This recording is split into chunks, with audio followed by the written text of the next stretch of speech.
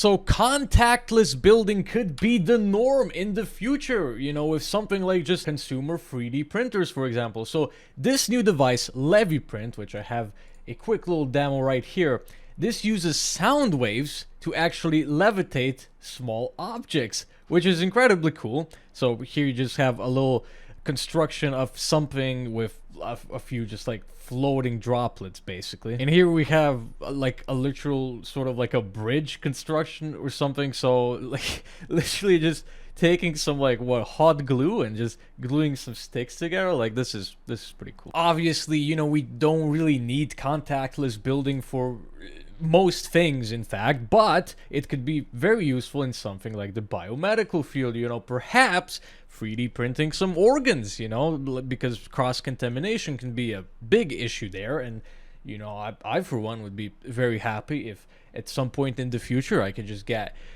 a new organ for something that I might potentially need.